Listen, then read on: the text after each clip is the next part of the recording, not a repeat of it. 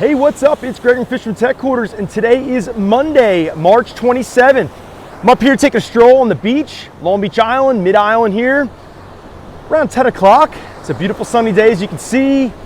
I'd say a 1 to 2 foot ground swell behind me.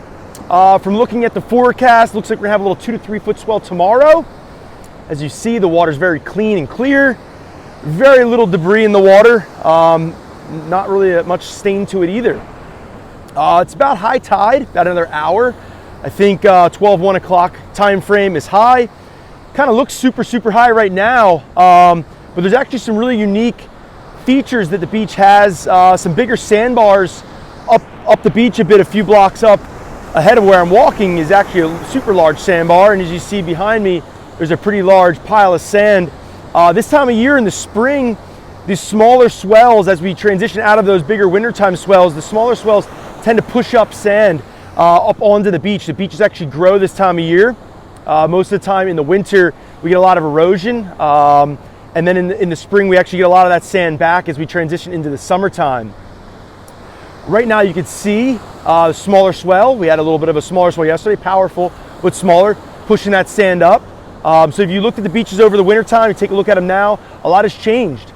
The local townships are actually taking advantage of that, the ones that are responsible in the know, like Long Beach Township, for example. They're grabbing that sand from the seawalls that would be kind of in this region and pushing it up and kind of taking that sand back and getting it back where it was before the wintertime swells kind of chewed it out and took it away.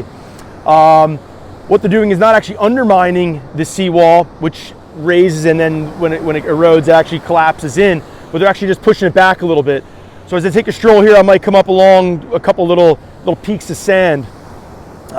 Just a little note that now's a good time to be kind of scouting along the beachfront if we're looking for those springtime fisheries, fishing spots.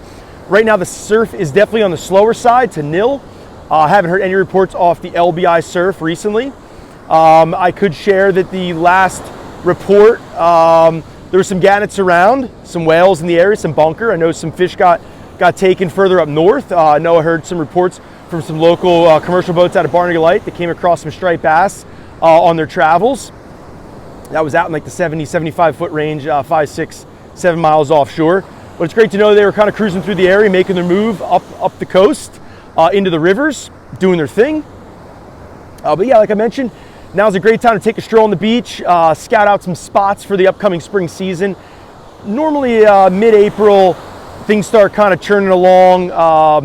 Normally by May, things are firing on full cylinder along the LBI surf, but we'll see how that pans out. Only time will tell. One thing I can share is that fishing on the bay side is the place to be. Bay, rivers, river mouths, sod banks, that's definitely where the action's at in the springtime. A lot of good fishing has been taking place this past week. As hopefully you've witnessed and seen, the weather's been awesome. Now is the time to get out and about and get into some good fun fishing.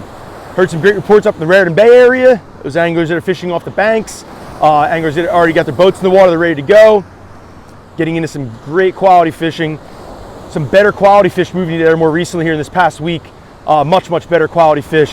The schoolie rats seem to be still around, but the bigger fish definitely taking control. I think we'll see that progression kind of continue on here in the next few weeks.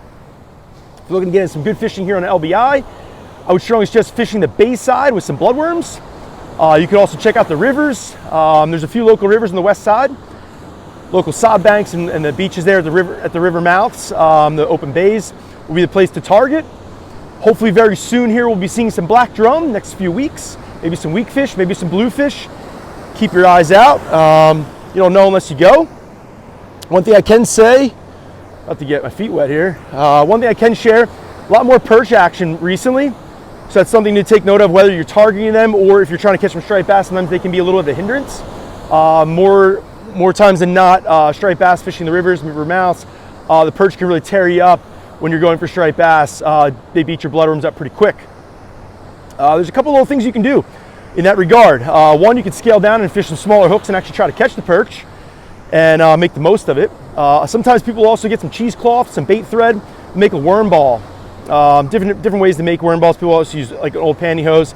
Some different options there, but basically you're trying to add some protection to your worm. If you're just putting one single worm on the hook and sending it, a lot of times that piece that's trailing off the hook will kind of get nibbled up real quick by the perch. If you kind of put a couple worms on the hook and make a little bit of a ball and kind of wrap it up and around with some bait thread, some real thin elastic bait thread we sell at the shop called Ghost Cocoon. They're like little bait thread footballs, about an inch long.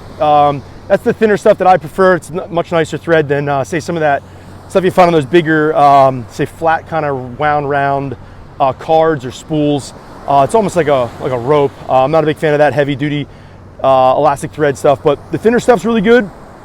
Like I mentioned, some people use cheesecloth, like more of like a mesh kind of material to wrap around, secure on the hook once or twice, then wrap around the worms, make like this good little ball.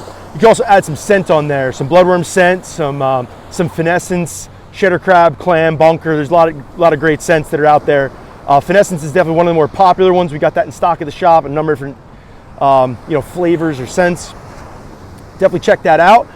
So hopefully that tip helps you out now and throughout the spring. But yes, there are more perch showing up more recently. I mean, perch have been getting caught really all winter long and all spring so far. But I'm definitely hearing more and more reports from anglers coming to the shop saying they're getting beat up by perch, mowing through the bloodworm. So just a little bit of a tip there. If you're looking to get geared up for the season, stop by Fisherman's Headquarters. We're open 7 days a week.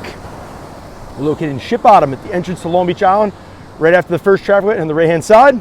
Also shop 24/7, fishermansheadquarters.com. Feel free to stop by. Let us know if you have any questions. Let us know if you need any tips or tricks, some help, maybe some new lines, some fishing rod repair, any of that good stuff. We're Van Stall, also Penn Warranty Center, so we're servicing lots of reels right now. This is kind of, I'd say like last minute, but better late than never. Get your stuff in, get re-spooled. Got a big long line of reels getting spooled up with line right now, but better late than never, like I said. Stop by Fisherman's Headquarters. Love to help you out and get geared up and catch more fish this spring season. Have a great day.